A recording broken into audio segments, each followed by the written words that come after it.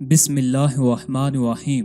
عموماً گناہ کرنے کی 4 وجوہات ہوتی ہیں۔ اللہ تعالیٰ نے ان تمام وجوہات کے جوابات قرآن مجید میں ارشاد فرما دیے ہیں۔ پہلی وجہ یہ ہوتی ہے کہ آدمی یہ سمجھتا ہے کہ مجھے گناہ کرتے وقت کوئی نہیں دیکھ رہا۔ پروردگار عالم نے اس کا جواب یوں دیا ہے کہ تیرا رب تیری گات میں لگا ہوا ہے۔ شکاری جب شکار پر اپنا نشانہ باندھتا ہے تو تھوڑی دیر کے لیے بہت ہی زیادہ متوجہ ہو کر اس کی طرف دیکھتا ہے۔ توجہ کی اس کیفیت کے ساتھ دیکھنے کو مرصاد کہتے ہیں۔ گویا اللہ تعالیٰ اس قدر غور سے انسان کو دیکھ رہا ہے۔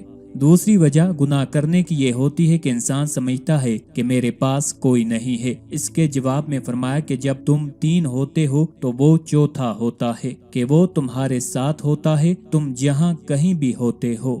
تیسری وجہ گناہ کرنے کی یہ ہوتی ہے کہ آدمی کے دل میں یہ احساس ہوتا ہے کہ میری حرکتوں کا کسی کو پتہ نہیں چلا، جبکہ اللہ تعالیٰ فرماتے ہیں کنیاں وہ جانتا ہے تمہاری آنکھوں کی خیانت کو اور جو تمہارے دلوں میں چھپا ہوا ہے۔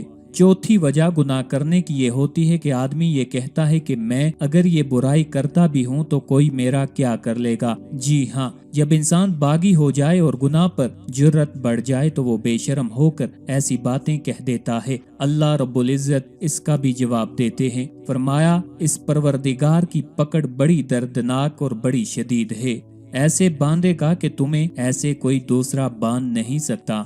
میں پروردگار وہ عذاب دوں گا کہ جہانوں میں کوئی دوسرا عذاب دے نہیں سکتا۔ گناہ کرنے کی ان وجوہات کا جواب قرآن مجید میں دینے کی وجہ یہ تھی کہ انسان گناہوں سے بچ جائے اور اپنے پروردگار کا فرما بردار بندہ بن جائے۔ شیطان کی یہ کوشش ہوتی ہے کہ انسان کو گناہوں میں مست رکھے، اور رحمان کی یہ کوشش ہوتی ہے کہ انسان ظاہر ہو یا پوشیدہ جو بھی گناہ کرتا ہے اس کو چھوڑ دے۔ اب بندے کو چاہیے کہ اپنے پروردگار کی آواز پر لبیک کہتے ہوئے گناہوں بری زندگی کو چھوڑ دے اور نیکیوں والی زندگی کو اختیار کرے۔